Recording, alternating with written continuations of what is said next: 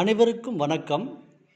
நாம் இப்பொழுது இந்தியாவின் 28 மாநிலங்கள் மற்றும் அதன் தலைநகரங்கள் பற்றி பார்க்க இருக்கின்றோம். இங்கே கொடுக்கப்பட்டுள்ள வரைபடத்தில் ஒரு கோட்டு முறையில் இங்கு வரையப்பட்டுள்ளது. இவைகள் மாணவர்கள் எளிமையாக புரிந்து கொள்ளும் வண்ணம் ஒரு கோட்டின் மூலமாக 28 மாநிலங்களையும் மற்றும் அதன் தலைநகரங்களையும் இங்கு இணைத்து காட்டியுள்ளோம்.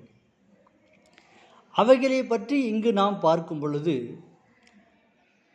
ஹிமாச்சல் பிரதேஷ் சிம்லா தலைநகரம், பஞ்சாப் ஹரியானா சண்டிகர், உத்தராஞ்சல் டேராடூன், உத்தரப்பிரதேசம் லக்னோ, பீகார் பாட்னா, ஜார்க்கண்ட் ராஞ்சி, சத்தீஸ்கர் ராய்ப்பூர், மத்திய பிரதேஷ் போபால், ராஜஸ்தான் ஜெய்ப்பூர், குஜராத் காந்திநகர், மகாராஷ்டிரா மும்பை, கோவா பனாஜி, கர்நாடகா பெங்களூர், கேரளா திரிவேந்திரம், தமிழ்நாடு சென்னை, ஆந்திர பிரதேஷ் அமராவதி நகர், தெலுங்கானா ஹைதராபாத், ஒரிசா புவனேஸ்வர், வெஸ்ட் பெங்கால் கல்கத்தா, சிக்கிம் காங்டாக், மேகாலயா ஷில்லாங், அஸ்ஸாம் திஸ்பூர்,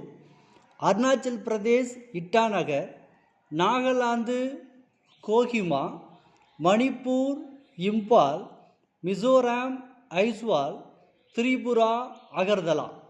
இப்படி இந்த 28 மாநிலங்களின் தலைநகரங்கள் மற்றும் மாநிலங்களின் பெயர்கள் இங்கே குறிப்பிடப்பட்டுள்ளது. அவற்றிலும் குறிப்பாக எப்படி எளிமையாக புரிந்து கொள்ள வேண்டும் என்று இங்கு எண்கள் மூலமாக கூறியுள்ளோம். முதலில் இங்கு கொடுத்திருக்கின்ற 4 மாநிலங்கள், அடுத்து மத்திய பகுதியில் இருக்கின்ற 5 மாநிலங்கள், அதற்கு அடுத்தபடியாக வடமேற்கில் இருக்கின்ற 6 மாநிலங்கள் மற்றும் இங்கு தென்கிழக்கில் இருக்கின்ற 5 மாநிலங்கள் மற்றும் இங்கு வடகிழக்கு பகுதியின் மலைப்பகுதியை ஒட்டியிருக்கின்ற 3 மாநிலங்கள், இங்கு இருக்கின்ற 5 சிஸ்டர்ஸ் 5 மாநிலங்கள், இப்படி எண்கள் குறியிட்டு மொத்தம் 28 மாநிலங்கள் அதன் தலைநகரங்கள் இங்கே குறிப்பிட்டுள்ளோம். மாணவர்களின் நலனுக்காக எப்படி நாம் மாநிலங்கள் மற்றும் அதன் தலைநகரங்களை மனப்பாடம் செய்ய வேண்டும், எப்படி எளிமையாக புரிந்து கொள்ள வேண்டும் என்ற நோக்குடன் இந்த வரைபடத்தை அடிப்படையாக கொண்டு தெளிவாக விளக்கப்பட்டுள்ளது.